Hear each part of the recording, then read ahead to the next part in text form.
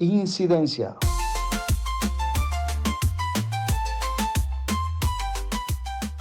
Hola, con ustedes Incidencia, el boletín informativo semanal del Instituto Patmos. En esta ocasión se trata de una emisión especial dedicada a una jovencita que acaba de hacer historia, Elizabeth Hernández Rodríguez, hija del pastor cubano Alejandro Hernández Cepero. El pasado viernes 19 de julio, esta adolescente de 17 años ofreció un discurso en la sede de las Naciones Unidas en Nueva York en el marco de un evento de jóvenes a favor de los derechos humanos. Nuestra representante cubana nos ha llenado de orgullo al ser un ejemplo del despertar de la nueva generación de cubanos. Hija de un hombre frontal, no podía ser de otra manera. El pastor y periodista independiente no solo educa sobre fe y política a sus seguidores en las redes sociales, sino que ha sido candil para Elizabeth. Hoy los tenemos aquí haciendo incidencia. Antes de escucharlos, le doy la palabra al pastor Mario Félix Leonard Barroso para que nos actualice sobre este evento en el cual también ha estado participando, así como sobre los roles del pastor Alejandro y su hija Elizabeth en el Instituto Patmos, además de la causa de la libertad y los derechos humanos. Esta ha sido la 18 Cumbre Internacional de Jóvenes por los Derechos Humanos. Yo tuve la oportunidad de asistir y participar en el año 2015 cuando se celebró la cumbre número 12 y pude ver muchos jóvenes de muchos países. Yo todavía estaba en Cuba, tuve que salir de Cuba como refugiado en el 2016, pero viviendo en Cuba vine y participé en la cumbre número 12, pero no pude ser un delegado oficial, como sí ha sido el caso ahora, porque para ser delegado un requisito es tener menos de 35 años. Y aunque fue en el 2015, ya en el 2015 yo tenía más de 35 años. Por lo tanto, aunque pude ver con mis ojos, pude hablar con mucha gente, porque también estas cumbres proveen un contexto para conocer personas del mundo entero, y eso fue bueno. No pude dar un discurso, no pude estar con los delegados, no pude mostrar yo la bandera cubana con los delegados porque no era oficialmente un delegado. Esta cumbre pues es organizada por Jóvenes por los Derechos Humanos Internacional y también por Unidos por los Derechos Humanos. El Instituto Patmos, que se organizó en Cuba en el año 2013, tiene entre sus partnerships, o sea, organizaciones hermanas con las cuales ha tenido relaciones y vínculos a estas dos organizaciones, Unidos por los Derechos Humanos y Jóvenes por los Derechos Humanos. Desde el año 2014 tenemos relaciones directas con ellos. Y no solamente ha sido en una sola dirección, o sea, no solo han venido de los Estados Unidos a participar en eventos personas de dentro de Cuba, nos han visitado en Cuba directivos de estas organizaciones. Específicamente en el año 2015 lo hizo la señora Gracia Benich, que era la directiva de Unidos por los Derechos Humanos en Florida. Ella participó en un foro del Instituto Patmos que realizamos con el coauspicio de la Logia Masónica del poblado de Zulueta, en Remedios, Villa Clara. Y tanto en las visitas de ellos como en las entradas de los que participaron en eventos, siempre llevamos con nosotros, llevamos folletos con la Declaración Universal de los Derechos Humanos. Y podemos decir que gracias a las copias que nos han facilitado Jóvenes por los Derechos Humanos y Unidos por los Derechos Humanos, se han distribuido en Cuba, sin temor a equivocarme puedo decirlo, no estoy especulando, miles de copias. No solo por las copias que llevamos nosotros en nuestras entradas a Cuba, porque muchas veces nos confiscaron, y cuando nos confiscaban la Declaración Universal de los Derechos Humanos, yo lo notificaba y yo lo publicaba. Por supuesto, cuando entraban, pues las repartía, que era lo más importante. E incluso hicimos una feria independiente del libro, donde uno de los documentos que repartimos en esa feria independiente del libro fue la Declaración Universal de los Derechos Humanos, porque uno de los objetivos del Instituto Patmos es la promoción, la defensa y la educación de los derechos humanos. Por supuesto, muchos nos conocen por el objetivo de la libertad religiosa y de la incidencia política y del diálogo interreligioso, pero entre nuestros objetivos fundamentales está también la educación y el monitoreo de los derechos humanos. Por eso es que enseguida establecimos vínculos con estas organizaciones, Unidos por los Derechos Humanos y Jóvenes por los Derechos Humanos. Desde el año 2015, en que yo estuve en la cumbre número 12, no habíamos podido traer a más nadie a participar. Y de hecho, como ya dije, yo no participé oficialmente como un delegado. Pero este año, en la cumbre que se ha podido realizar, la cumbre número 18, nosotros hemos podido traer a Elizabeth Hernández Rodríguez, una jovencita de apenas 17 años y por lo tanto ha venido acompañada por su padre, el pastor Alejandro Hernández Cepero. Su nombre, por supuesto, es más conocido que el de su hijita porque ella apenas tiene 17 años, aunque después de esta cumbre el nombre de Elizabeth va a resonar bastante. Pero su padre, Alejandro Hernández Cepero, pues ha participado con nosotros en el Instituto Patmos, en varios de los foros, ha sido organizador e incluso en el foro, o mejor dicho, la Round Table que se organizó el 31 de octubre del año pasado, 2023, Alejandro Hernández Cepero tenía un rol fundamental de coordinador. Ese día, quizás muchos supieron porque esto lo publicamos y lo denunciamos, Alejandro Hernández Cepero fue detenido junto con el pastor Luis Maldonado, que fue citado, ya que la Round Table se hizo, aunque ellos no pudieron estar porque estaban detenidos, en la sede de la iglesia del pastor Luis Maldonado Calvo. Bueno, esta noticia se divulgó por Christianity Today y medios importantísimos. Agradecemos mucho la labor del pastor Cepero y por supuesto muchos otros pastores dentro de Cuba.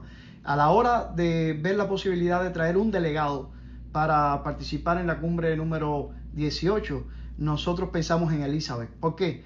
Porque desde que conocimos a Alejandro también conocimos a Elizabeth y no la conocimos solo como la hija de Alejandro, la conocimos como una jovencita, como lo que queremos que sean todos los jóvenes cubanos, con inquietudes, con preocupaciones, con el deseo y el sueño de vivir en un país con derechos. Además de que Elizabeth fue testigo, por supuesto, de las cosas que le estaban pasando a su padre. Siendo tan jovencita, yo me tuve que comunicar directamente con ella muchas veces para ella reportarme lo que le estaba pasando a su padre.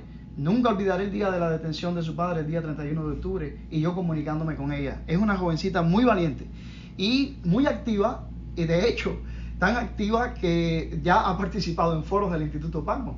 Elizabeth participó en un foro que realizamos este año, donde el Instituto Patmos habló acerca del examen periódico universal, y ella fue una de las panelistas. Lo podemos decir ahora porque, por supuesto, los que participaron dentro de Cuba lo sabían y la vieron, pero no le dimos toda la notoriedad que quisiéramos, aunque sí guardamos todos los videos y reportes de estos foros, que algún día podremos sacarlos a la luz para los que no están presentes en el foro, precisamente para cuidar a personas como ella. Si hubiéramos publicado su video de su intervención, que fue, por cierto, maravillosa en ese foro, posiblemente Elizabeth no hubiera podido salir por el aeropuerto el día que salió para venir a participar como delegada oficial de la cumbre número 18 de Jóvenes por los Derechos Humanos. Y no solo como delegada oficial, sino como uno de los speakers. O sea, se le dio la posibilidad a ella de hablar a nombre de los cubanos en esta cumbre donde habían más de 50 países representados. Por lo tanto, esta vez Elizabeth no sufrió lo que sufrí yo en el año 2015 cuando estuve en la cumbre número 12 sin ser delegado. Esta vez ella era delegada, estaba acompañada por mí y por su padre, Alejandro Hernández Cepero, que él muy emocionado lloraba mientras escuchaba a su hija hablando a todo el auditorio. Y al terminar su discurso, todo el auditorio ovacionó a Elizabeth. E incluso nosotros los cubanos no queríamos ser los que rompiéramos el orden, ya que todos los discursos de los delegados de muchos países fueron muy silenciosos, se les aplaudía, pero no se armaba mucha bulla, y nosotros no queriendo marcar la diferencia, pues decidimos hacer lo mismo. Sin embargo, nos sorprendieron unos hermanos venezolanos, quienes gritaron ¡Viva Cuba Libre! Y por lo tanto, nosotros ya no pudimos evitar gritarlo también, y precisamente, de hecho, el discurso de Elizabeth fue el discurso que cerró esta cumbre. O sea, que la cumbre cerró con broche de oro. Nosotros estábamos preocupados porque no llegaba el discurso de Elizabeth, y nosotros sabemos que la misión diplomática de Cuba ante las Naciones Unidas tiene unas pezuñas muy largas, y nosotros, previendo que ellos podrían estar haciendo algo, nosotros decidimos hablar con los directivos de Jóvenes por los Derechos Humanos y de explicarles que nosotros esperábamos que el discurso de Elizabeth, que por primera vez era un delegado, no dejara de tener lugar en la cumbre, porque además sí sabíamos que siempre la misión diplomática de Cuba ante la ONU trataba de interferir y de boicotear. Afortunadamente no sabemos si lo intentaron o no lo intentaron. Lo que sí sabemos es que Elizabeth dio el discurso que cerró el evento en la ONU y que fue ovacionada, y que si la misión diplomática lo intentó, pues más conseguimos nosotros al luchar para que Elizabeth no quedara muda en esta cumbre, y por lo tanto Elizabeth alzó su voz por los jóvenes cubanos, pero también por todos los cubanos. Y precisamente, bueno, el discurso de Elizabeth cierra: derechos humanos para los cubanos.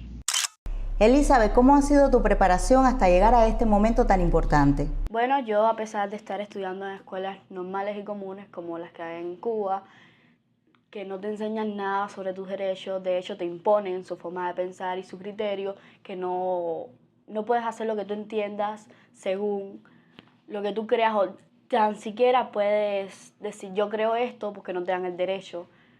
A pesar de eso, agradezco a mi padre, que siempre me ha guiado por los buenos caminos. Desde edades tempranas me llevó a la iglesia, y en Génesis, desde que creo en Dios, dice que hemos sido hechos a imagen y semejanza de Dios, y por ende tenemos derechos, somos dignos y nadie puede robarnos nuestros derechos, algo que en Cuba nos enseña, nos violan todo y no hay derechos. Agradezco a mi papá, a todas las iglesias que me han formado, a todas las personas que han estado en mi proceso, y sobre todo al Instituto Patmos, el cual me ha llevado muchos buenos momentos. Me ha llevado la Declaración Universal de los Derechos Humanos, los 30 artículos, me ha llevado literalmente hasta aquí de la mano, y estoy súper agradecida. Ha sido más que glorioso, más que un milagro, y nada, esto ha sido hasta ahora. Esperemos que sigamos evolucionando. Pastor Alejandro, ¿qué representa para un padre con ideas tan firmes en un contexto de dictadura el ejercicio de enseñar a los hijos sobre derechos humanos sabiendo el riesgo que esto implica?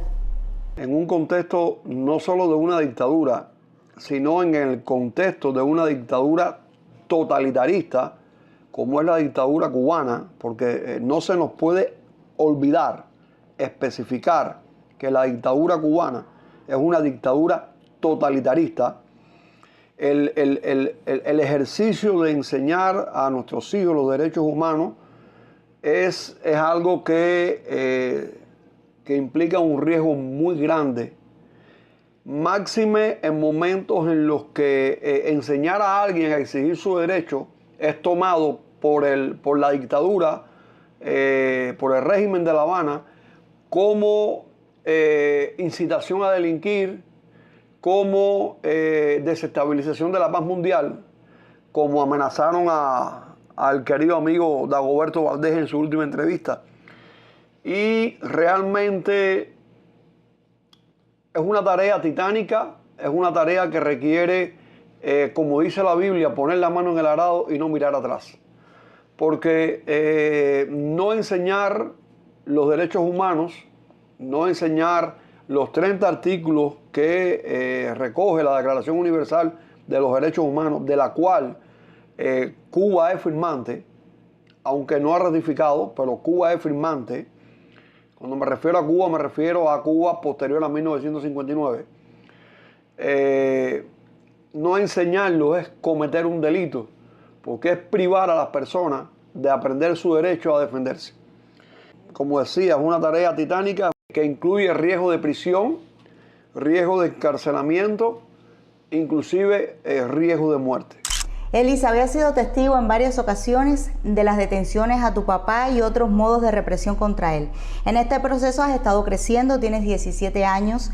Cuéntanos cómo se entiende esto desde la perspectiva de una niña, de un adolescente, y cómo tu papá te ayudaba a entender lo que sucedía. Quisiera agradecer la pregunta anterior, puesto que en esa pregunta hiciste alusión a la teoría, las personas que me enseñaron la teoría, cómo fue mi proceso, pero no cómo se llevó a la práctica. Algo muy diferente y muy duro, muy chocante, ¿no? Puesto que fueron muchas violaciones, muchas detenciones, muchos procesos duros, que para una niña y un adolescente no es algo tan lindo, ni siquiera es algo que uno quisiera que le pasara. Uno quisiera una adolescencia normal, como ves en las películas, pero no tocó. Pero eso no fue de ahora, eso lleva sucediendo conmigo desde hace mucho tiempo. De hecho, cuando tenía 2 años fui separada arbitrariamente de mi padre. Durante 10 años, todo el proceso de crecimiento no lo pude disfrutar con él ni cuando tenía pesadillas, que cuando uno acude es a su padre porque uno es niña y tiene ese apego con él, ¿no? Pero eso no ha cesado. De hecho, hasta hace unos 20 días, un mes, yo he sufrido todo eso, todas las detenciones, todo el maltrato, todas las formas en las que los fueron a buscar a la casa, cuando uno menos se lo esperaba. De hecho, 7:30 de la mañana nos estaban tocando la puerta. ¿Quién te llama a las 7:30 de la mañana con educación? Cuando no se me va a olvidar nunca del día, que 31 de octubre, que literalmente se lo llevaron, le dijeron, cuando salgas, si no te vas con nosotros, te vamos a caer atrás, no vas a llegar a la mesa redonda donde estaban reunidos, que de hecho también al pastor Luis lo detuvieron hasta las 2 de la tarde. Es algo catastrófico. Yo sinceramente era una adolescente, no sabía cómo actuar. Mi papá me ha educado lo mejor posible y ha sido difícil porque un adolescente no va a pensar en esto. De hecho, no tiene capié para eso. Era, relájate, cálmate, va a pasar, no se va a demorar mucho. Avisa a las personas que tienes que avisar porque esto no se puede quedar entre yo y la policía, mi papá y yo, no puede. Y era avisa y estar pendientes de lo que pueda pasar o de lo que puedan ellos hacernos, porque no era lo detenemos y ya. De hecho, cada vez que él salía del país y entraba, eran detenciones injustas durante 3, 4 horas ahí revisándolo, chequeándolo miles de veces. Es algo que una persona no debe sufrir porque es un ciudadano de tu país, ¿no? Un ser humano que tiene derechos. Algo que en Cuba es totalmente contrario. Tú no tienes derecho ni a exigir tus propios derechos. Tú no tienes derecho a moverte libremente por tu país, ni decir lo que crees. Porque cuando lo dices, te dicen un montón de cosas, si no te llaman a la policía. De hecho, hasta en las escuelas eso es incorrecto. Tú das tu opinión y te mandan a callar. O si no, te amenazan con que el componente educativo te va a bajar, lo cual va a repercutir después en tu carrera. Pastor Alejandro, a propósito de estas palabras de Elizabeth, ¿qué siente usted como padre al ver los frutos de esta siembra de conciencia y verdad en ella desde una edad tan temprana? Y yo lo enfoco de esta manera porque he oído mucho en Cuba que es mejor no confundir a los niños, no enseñarles algo que les va a representar luego problemas en la escuela, las conocidas represalias del régimen. He quizás cumplido la parte que me toca, porque en Cuba, a diferencia de lo que mucha gente cree, no hay centros educacionales, no hay escuelas. Lo que son centros de adoctrinamiento político, en los cuales solamente se enseña a defender a un régimen espurio que tomó por la fuerza del poder en 1959. Un régimen que en su constitución, en su Carta Magna, dice que hay derechos y que están reflejados los derechos humanos en la Constitución. Pero esos derechos solamente son aplicables cuando tú los usas para defender el estado fallido que estamos viendo en Cuba hoy, con un índice de pobreza del 89% de la población. Un estado fallido con una emigración en estampida a cualquier lugar del mundo que le abra la puerta a un cubano, y donde los primeros que están huyendo son precisamente los jóvenes. Sucede que desde mi perspectiva como padre, no enseñarle a nuestros hijos los derechos que ellos tienen, los derechos humanos, y quizás alguien se pueda sentir ofendido por esto, y sería bueno que se sienta ofendido para ver si reacciona en ese momento y cambia su posición, pero no enseñarle a nuestros hijos los derechos humanos es ser cómplice de la represión del régimen, porque no los enseñamos a defender, no los enseñamos a exigir sus derechos, no los enseñamos a llamar a lo malo malo. ¿Ve? Y entonces ver que lo que le he enseñado, a pesar de su corta edad, sus apenas 17 años, que los jóvenes de esta edad tienen su vista puesta en otras cosas, y que de cierta manera ella ha aplicado aquello a lo que ella ha tenido que vivir, no por elección, sino por destino. Creo que he cumplido mi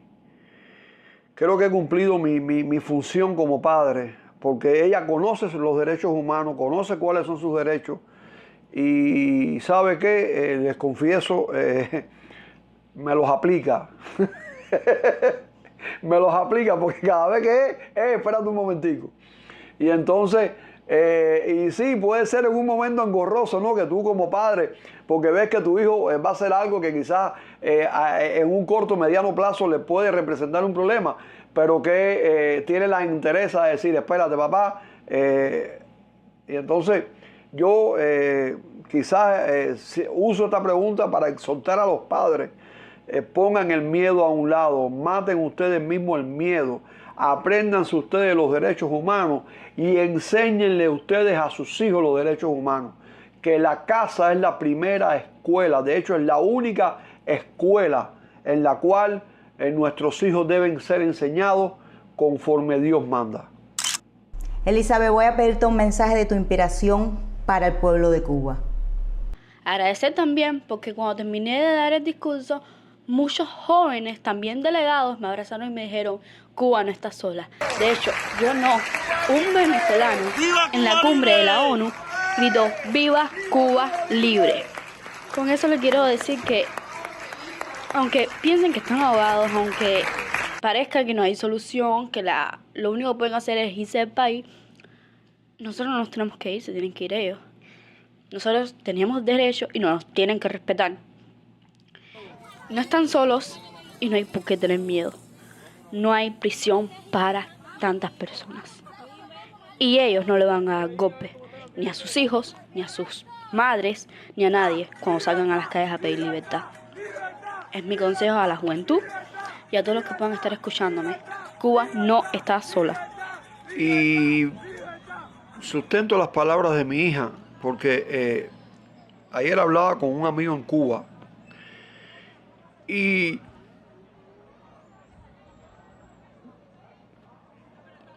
las palabras que me dijo las leo y las releo y me hacen llorar cada vez que las leo. Este amigo me dijo, qué bueno, mano, dale un abrazo de mi parte por hablar en nombre de mis hijos y de tantos jóvenes cubanos sin oportunidades y oprimidos. Ese mensaje lo recibí de Cuba. Y yo quiero exhortarte hoy, padre, que puedas estar escuchando este audio. Es tu tiempo, es tu momento. Agradecemos a la joven Elizabeth Hernández Rodríguez y al pastor Alejandro Hernández Cepero, y así nos despedimos por hoy. Incidencia comparte la grabación íntegra del discurso de Elizabeth en la 18ª Cumbre Internacional de Jóvenes por los Derechos Humanos. Next, allow me to introduce our youth delegate from Cuba, Elizabeth Hernández Rodríguez.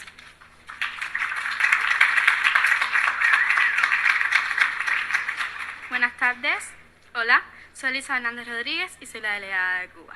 Quiero agradecer a Mary Sue Telworth, presidenta de Unidos por los Derechos Humanos, y a todos quienes con ellas hacen posible esta 18ª Cumbre Internacional de los Derechos Humanos. En mi breve discurso quiero agradecer a personas excepcionales que hicieron mucho para que en mi país los derechos humanos puedan llegar a ser realidad. El 22 de febrero de 1899, el periodista norteamericano Elbert Humbert publica el mensaje a García. Thank you. Un artículo que se convirtió en el primer bestseller de la literatura y el periodismo de Estados Unidos. Trataba sobre la arriesgada visita a Cuba en 1898 del teniente Andrew Sumner Ronald, enviado por el entonces presidente de Estados Unidos, William McLean, para entrevistarse con el mayor general Calixto García. El objetivo del encuentro era conseguir la libertad de Cuba, lo cual resultó un propósito cumplido ese mismo año, y como consecuencia, el 20 de mayo de 1902 establecía la República de Cuba. José Martí es más famoso entre todos los cubanos quien vivió en esta ciudad de Nueva York durante 15 años, entre 1880 y 1895. No alcanzó a ver el nacimiento de la República de Cuba con la que tanto había soñado. Murió el 19 de mayo de 1895 en campos de batalla en Cuba, intentando conseguir este propósito. Luego de dejar atrás su vida acá en Nueva York, invito a todos los amigos presentes en esta cumbre a visitar y ver en el Central Park una estatua ecuestre de bronce dedicada a él, ubicada en la intersección de Central Park Sur y la Avenida de las Américas, cerca de la entrada a Central Park. El deseo de Martí, y por el cual murió, era fundar una patria donde los derechos humanos fuesen fuesen respetados por todos, como él decía, con todos y para el bien de todos. Uno de los mayores frutos de la República de Cuba fue la redacción y aprobación en 1940 de una de las más avanzadas constituciones del siglo XX. Fue la primera del mundo en consagrar los derechos sociales, económicos y culturales, como el derecho a la educación, la salud y la seguridad social. La Declaración Universal de los Derechos Humanos, adoptada en 1948 por la Asamblea General de las Naciones Unidas, compartió muchos de los principios y derechos que consagraba la Constitución cubana de 1940, puesto que Cuba fue parte de la Comisión de Derechos Humanos de las Naciones Unidas, con la participación del diplomático cubano Guy Pérez Cisneros. Desafortunadamente, la República soñada por Martí, fundada en 1902, se derribaría unos 70 años después de fundada y apenas 20 establecida república. Ante que esto ocurriera y Cuba volviese a caer en una espiral descendiente de violaciones a los derechos humanos que no cesan hasta hoy, en 1951, Ronald Humbert, sobrino de aquel autor del primer bestseller de la literatura y el periodismo de Estados Unidos, viajó a Cuba y allí escribió en mi ciudad, en La Habana, uno de sus libros más famosos, La ciencia de la supervivencia. En este libro, que les recomiendo a todos, el señor Humbert parecía escribir proféticamente lo que comenzaría a acontecer en mi ciudad. Apenas años después, comenzaría a acontecer una década después, en aquella misma ciudad, en mi ciudad, en la que escribió el libro. Por ejemplo, el libro 1, capítulo 15, hizo una descripción perfecta de lo que estaba sufriendo mi país en las últimas 7 décadas. Un gobierno que desea corromper su pueblo, hasta el punto en el que acepte los actos más pérfidos y viles. Lo primero que elimina es el concepto de Dios. Un gobierno ateo, totalitario, que solo pretende anegar y esclavizar, extinguir todo vestigio de decencia, el pecho de cada ser humano. Pero afortunadamente las tinieblas van pasando y la luz verdadera ya alumbra. En estas 7 décadas de opresión no han dejado de levantarse voces de cubanos dignos que desean que los principios con los que hicieron nacer la República que soñó Martí sean restaurados. Uno de ellos, Osvaldo Payá, que el 22 de julio del 2012 se convirtió en mártir por este deseo. Declaró: la noche no será eterna. Y como en su momento viajará a Cuba el teniente Andrés Sumer o el señor Ronald Humbert, el 2015 nos visita en Cuba, presentando a Unidos por los Derechos Humanos la señora García Benich. Con su visita establecía un nuevo puente gracias al cual miles de copias de la Declaración Universal de los Derechos Humanos se han distribuido dentro de Cuba. Organizaciones como el Instituto Patmos, al que yo represento, han participado de tales empeños. Quizás nuestros esfuerzos han iniciado que el domingo 11 de julio del 2021, de manera espontánea y pacífica, miles de cubanos salieran a las calles alrededor de 50 ciudades cubanas pidiendo libertad. Yo también, hoy representando a Cuba en esta 18ª Cumbre Internacional de los Derechos Humanos, me hago con el mismo sueño con el que vivió José Martí en esta misma ciudad durante 15 años, el sueño por el cual salieron a las calles mis amigos el 11 de julio del 2021. Entre ustedes estando aquí me reafirma que los cubanos no estamos solos en este empeño, que los valores universales también sean realidad para los cubanos, derechos humanos también para los cubanos. Muchas gracias.